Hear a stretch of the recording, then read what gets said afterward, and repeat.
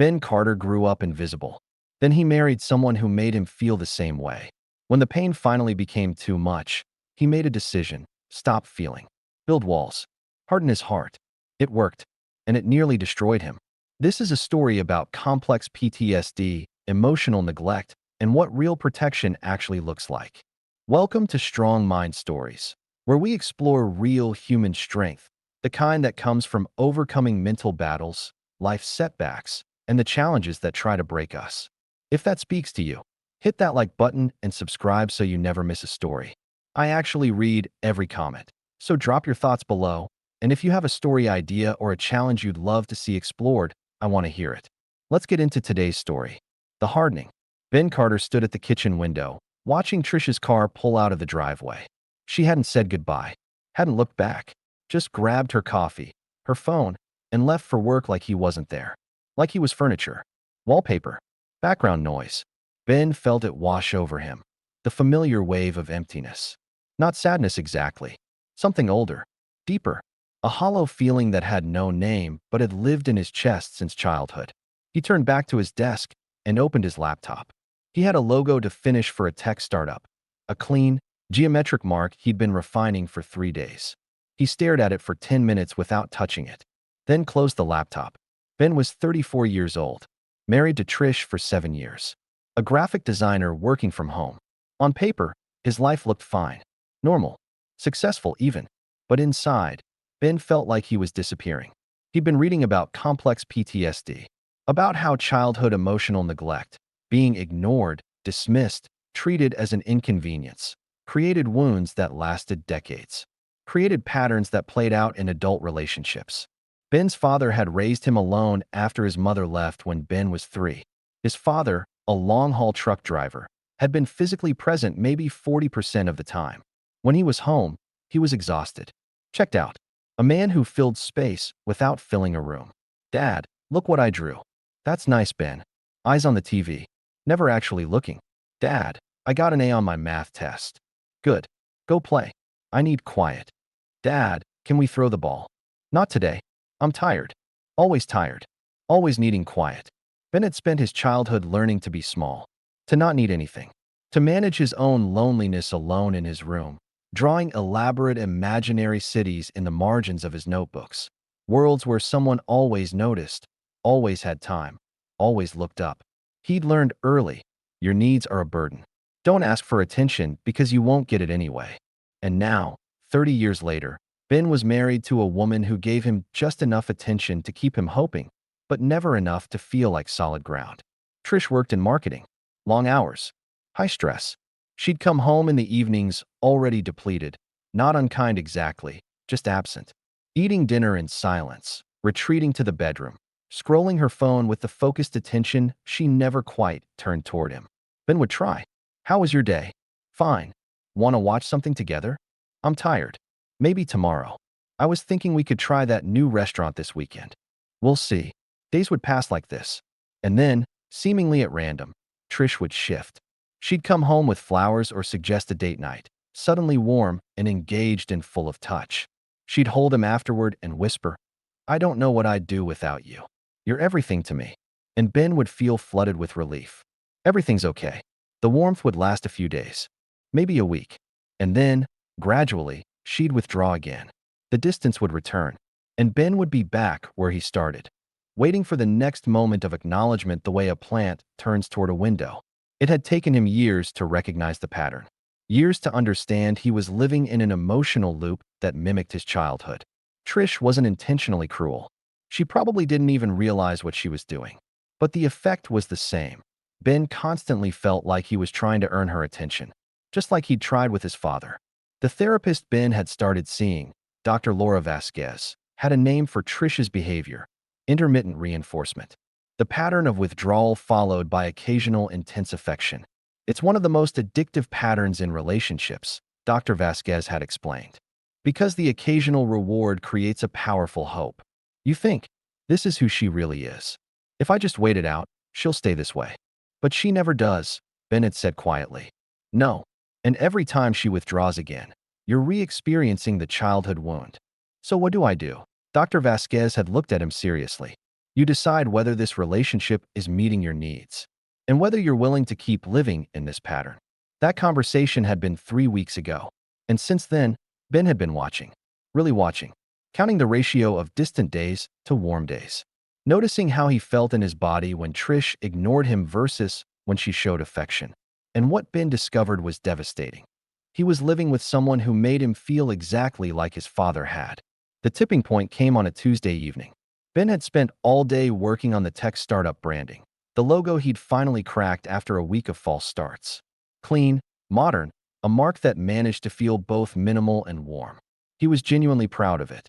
He wanted to share it the way he'd wanted to share things as a kid, not for praise exactly, but for the simple act of someone seeing what he'd made.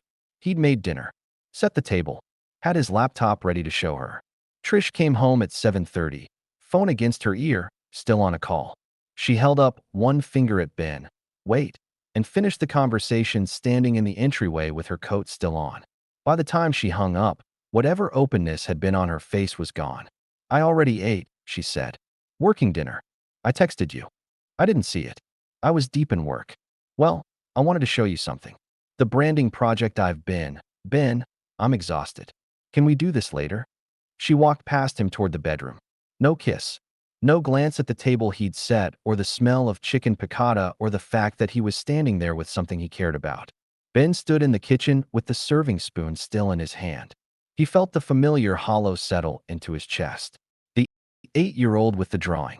The father's eyes that glazed over. Not now, Ben. Ben set down the serving spoon. Walked to the bedroom. Trish was already in bed, scrolling her phone. Trish, we need to talk. Can it wait? I'm really tired. No. It can't. She looked up, surprised by the firmness in his voice. Ben sat on the edge of the bed. I feel invisible in this marriage. Trish's expression shifted to defensive. That's not fair. I'm here. I work hard for us. You're physically here. But emotionally, you're gone most of the time. And when you are present, it feels real, and then you disappear. And I'm left trying to figure out what I did wrong. I'm just busy, Ben. Work is stressful. I can't be on all the time. I'm not asking you to be on. I'm asking you to see me, to acknowledge me, to care about what's happening in my life. Trish's face hardened. You're being needy. This is your childhood stuff. Your father issues. You're projecting onto me. Ben felt the words land. Because they were partially true, he was carrying childhood wounds. And yes, Trish's indifference lit the same old fuse. But that didn't make her behavior okay. Yes, I have childhood wounds, Ben said quietly. I grew up with a father who never saw me. And being ignored by you does trigger those wounds. But Trish, the fact that I'm wounded doesn't mean I'm wrong. It doesn't mean I don't deserve better. I give you everything I have. I want you to actually be present when you're here. I want more than 2 warm days followed by 2 weeks of silence. Trish turned away. I can't do this right now. And that was it. The conversation was over. Ben left the bedroom, walked to his home office, sat at his desk in the dark, looking at the logo on his laptop screen, the one she hadn't looked at, the good work no one had seen, and made a decision. He couldn't do this anymore. Something had to change. But there was a third option beyond leaving or continuing, one that appeared to him in the dark like a closed door that was somehow also an exit. He could stay, but withdraw, protect himself, stop hoping for connection that wasn't coming, stop making himself vulnerable to someone who kept not showing up. He could harden his heart. The thought felt both terrifying and relieving. If he didn't hope for Trish's affection, her withdrawal wouldn't hurt. If he didn't need her validation, her indifference wouldn't reach him. Ben pulled out a notebook, started writing. I can't control Trish. I can't make her see me. But I can control how vulnerable I allow myself to be. Starting now, I pull back. I stop hoping. I protect myself by expecting nothing, by needing nothing. I build a life that doesn't require her participation. He read it back. Felt both clarity and sadness. This wasn't what he wanted. What he wanted was a partner who actually saw him. But wanting something he couldn't have was what kept him trapped. So he'd stop wanting, stop hoping, stop needing. He'd harden his heart and survive. Hey, if this story is speaking to you, hit that share button right now. Help me get this to someone who needs it today. It only takes a second, and it might mean a lot to the right person. Okay, let's keep going. The next day, Ben started his experiment in emotional withdrawal. When Trish came home, he was cordial but detached. Hey, Dinners in the fridge. He didn't try to engage. Didn't share about his day. Didn't wait for her to ask. He spent the evening in his office. When he came to bed, Trish was already asleep. Fine. He didn't need her attention. He called his old friend Sammy the next day, a college friend he'd been in loose contact with for years, the kind of friendship that survives on occasional texts and the shared memory of a time when things were simpler. Ben hadn't reached out in months. Thought I'd see if you wanted to grab lunch, Ben said. There was a pause. Dude. Yes. It's been forever. You okay? Getting there. They met at a diner Sammy liked. Red vinyl booths, bottomless coffee, the kind of place that didn't require explanation. Sammy was a contractor now, married with 2 kids, easy in the way of people who'd grown comfortable with their life. Ben had forgotten how much he liked him. They talked for 2 hours. About nothing important. Sammy complained about a client who kept changing the plans. Ben told him about the startup branding, showed him the logo on his phone. Sammy leaned in, studied it. That's really good. You've always had that thing where stuff just looks right. Ben almost deflected. Almost said it was nothing. Instead, he said, thanks. It took a while, but I think I got it. Small, but real. He drove home feeling lighter than he had in months. Not fixed, just less alone in himself. 2 weeks into his new emotional distance from Trish, she noticed. You've been weird lately. Distant. Ben looked up from his laptop. Have I? Yeah. It's like you're here, but not here. The irony wasn't lost on him. But he didn't say it. I've been busy with work. Is something wrong? Nope. Trish studied him. Are you mad at me? About that conversation? I'm not mad. Then what's going on? Ben thought about how to answer. Decided on honesty. I'm protecting myself from expecting things I'm not going to get. Trish's expression shifted to hurt. You matter to me. I love you. Okay. Ben, you're being cold. He felt a flash of anger. I'm being cold? Trish, you're cold almost every day. You ignore me, dismiss me. And on the rare occasions you're warm, it feels real. And then you disappear. And I'm left wondering what I did wrong. So this is punishment. No. I'm taking care of myself. I can't keep being hurt by this pattern. Something had to change. Trish stood up. I need some air. She left. Ben sat alone in the living room and felt nothing. The walls were working. Dr. Vasquez had a different take. You're swinging from one extreme to the other, she said in their next session. From being completely open despite constant hurt to being completely closed off. Neither is healthy. But I'm not in pain anymore. Isn't that better? You're not in pain because you're not feeling anything. That's not healing, Ben. That's a coping mechanism you learned as a child. Make yourself small, need nothing, feel nothing. You've just found an adult version of it. Ben felt defensive. The childhood version kept me alive.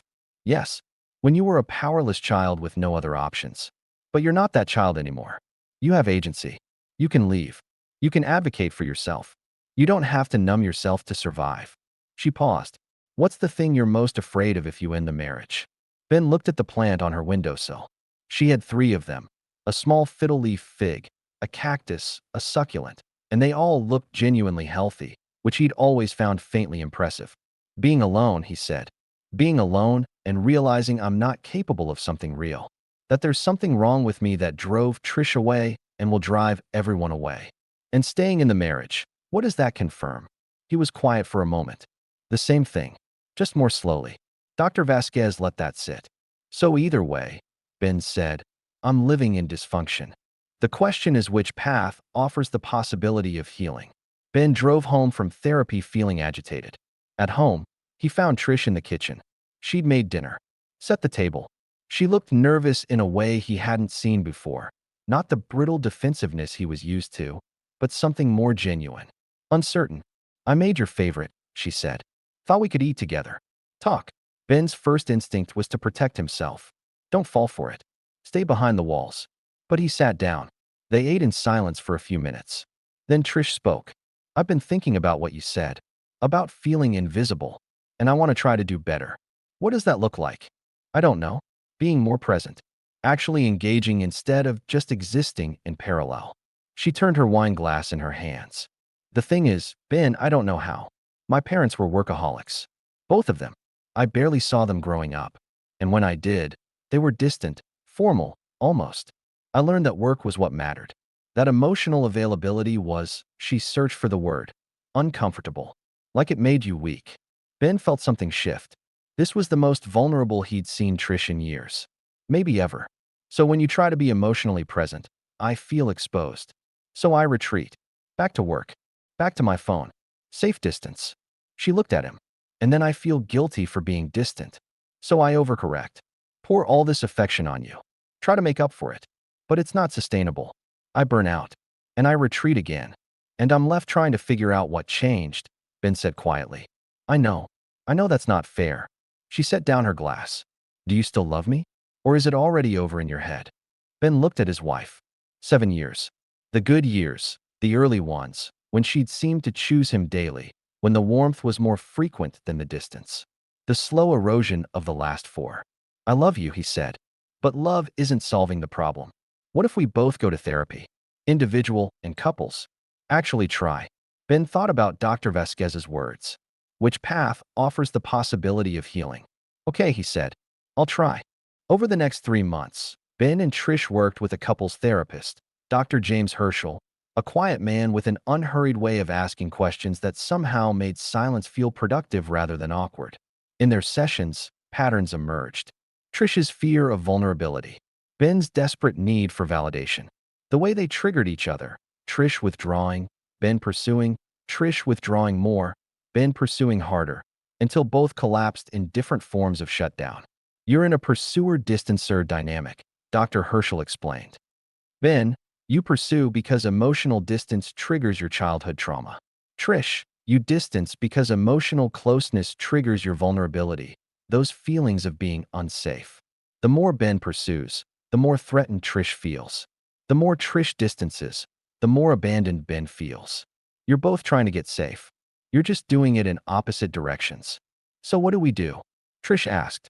Ben needs to stop pursuing, to learn to tolerate the discomfort of distance without panicking. Trish needs to practice small amounts of vulnerability, building her tolerance for emotional closeness. And you both need to communicate clearly about what you're feeling instead of just acting out your patterns. It sounded simple. It was incredibly hard. There was a session in the 4th month that Ben would remember for a long time. Trish had been talking about her parents, about the quality of silence in their house growing up, how she'd learned to interpret absence as the default state of love, and her voice had started to crack. She'd stopped, pressed her lips together. It's okay, Dr. Herschel said. I don't. She stopped again. Ben reached over and put his hand on hers. He didn't say anything. He just left it there. Trish looked at him, and the look on her face was something he hadn't seen before, not gratitude exactly, more like recognition, like she'd been waiting to be touched without owing something for it. They drove home in silence, but it was a different kind of silence than they were used to. The progress was slow. 2 steps forward, 1 step back. Some days felt like breakthroughs. Others felt like they were right back in the old pattern.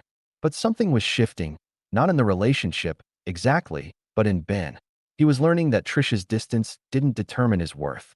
That the equation he'd learned as a child, my value equals how much attention I receive, was not a fixed law of nature.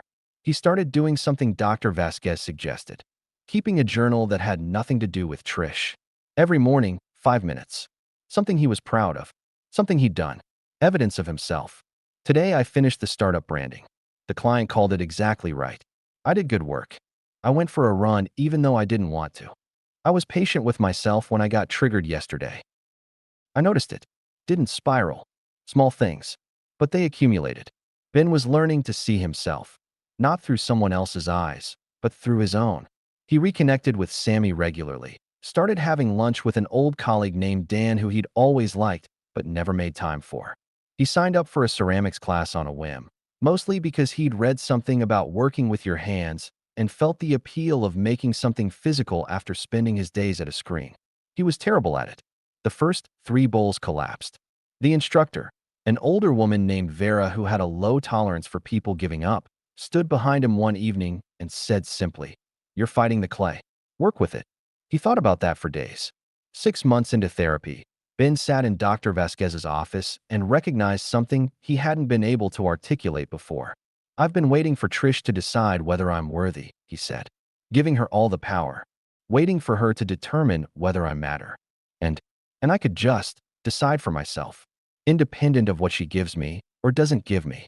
That's the core of it. Dr. Vasquez said. Not getting your partner to make you complete. Learning to be complete all by yourself. What does that look like in the marriage? It looks like staying or leaving based on whether the relationship is actually good for you, not based on whether it confirms your childhood fear. It looks like being a whole person who chooses partnership, not a wounded child desperate to be seen. Ben sat with that. And if I do that work, heal the wound, does the marriage survive? That's the question only you can answer. Once you're not coming from the wounded place, you can evaluate clearly. Is this relationship healthy? Is it mutual? Is it good for me? And if it's not, you make hard choices. But from a place of strength, not desperation. One evening, Trish found Ben reading on the couch and sat beside him without her phone. Just sat. Can I tell you something? She asked. Sure. You've changed. Over the past few months. You're more solid. Less anxious about where we stand. She paused. It makes me feel safer. Safer how? Like I don't have to be everything for you. Like I have room to choose to move toward you instead of feeling chased. She looked at him. Is that awful to say? No. It makes sense. Are you going to leave me? Ben had been asking himself the same question for weeks. I don't know yet. I'm learning who I am separate from this relationship. And once I know that, really know it, I'll decide if this is where I want to be. That's terrifying. For both of us, Ben said. But I can't answer it from where I used to stand.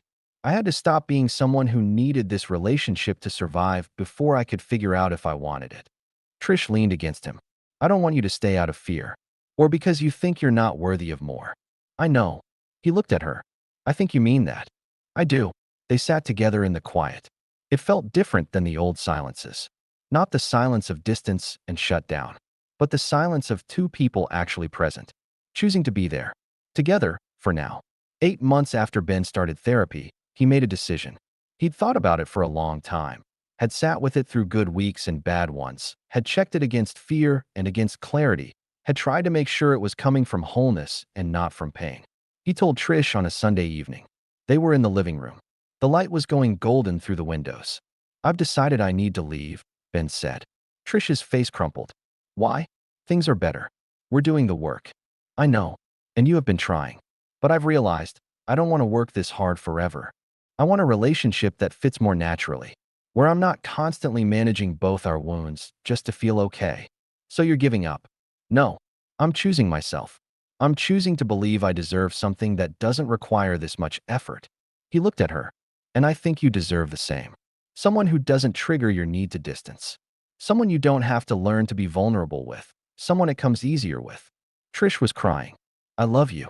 I love you too. But we haven't been good for each other. Not really. We've been each other's childhood wound, playing out over and over. They sat in heavy silence. Then Trish said quietly, I think I knew. You've been different. More yourself. She wiped her eyes. I think I've known for a while. They cried together. Mourned what they'd hoped for. But underneath the grief, Ben felt something else. Not relief exactly. It was heavier than relief and sadder. But it was real. It was chosen. And that was new. The divorce took 6 months.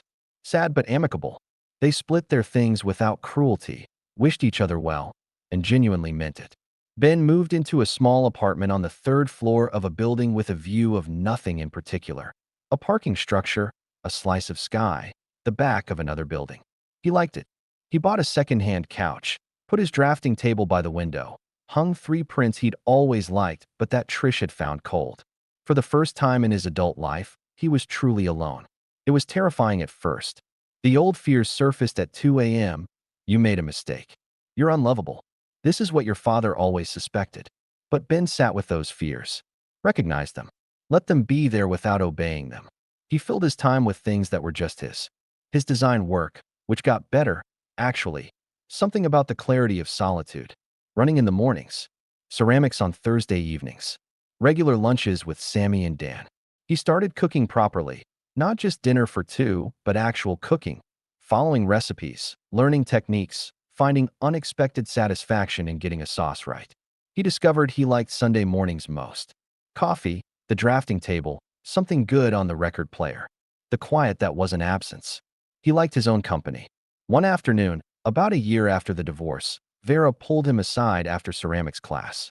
He'd been working on a series of small vessels, narrow-necked, slightly asymmetrical, which he'd come to think was part of their character. "These are good," Vera said, turning one over in her hands. The compliment was so spare it landed like a fact. "Thank you," Ben said, and meant it without qualification. He sat with Dr. Vasquez one final time. "I'm thinking about stopping," Ben said. "Not because I'm done growing, but because I think I've learned what I came here to learn." "Tell me what that is." "I learned that my worth isn't dependent on whether someone sees me, that I can validate myself, that I don't have to accept relationships that hurt me because I'm afraid of being alone." He paused. "And I learned something about the hardening." "Go on." "When I first started this journey, I thought I needed to harden my heart, to protect myself by feeling nothing, by being invulnerable. And now I know that was just another version of the childhood coping. It protected me from pain, but it also protected me from joy, from connection, from actually living." He looked at her plant on the windowsill. The fiddle-leaf fig had put out new growth since he'd started coming here. "The answer isn't hardening. It's being selective. Protecting myself not by shutting down, but by choosing carefully who I let in, and being willing to be alone until I find that." Dr. Vasquez nodded. "And if you don't find it, then I'm okay alone, because I've learned to be my own companion, my own source of worth. And that's not a consolation prize. It's the thing. That's what I came here looking for without knowing it." "Then you've done the work," she said simply. Ben walked out of her office into the afternoon. Bright and ordinary. His phone buzzed. "Sammy, asking about lunch Thursday." Ben typed back yes without hesitation. He walked to his car, sat for a moment before starting it. He'd started this journey as a wounded child in an adult's body, drawing imaginary cities in the margins of notebooks, waiting for his father to look up. He was ending it as someone who'd learned to build real things, who'd learned that visibility started from the inside. The wounded child who'd spent his life desperately seeking his father's attention had grown into an adult who no longer needed external validation to know he existed. Ben existed, mattered, was worthy, all on his own, whether anyone else noticed or not. He started the car and drove home.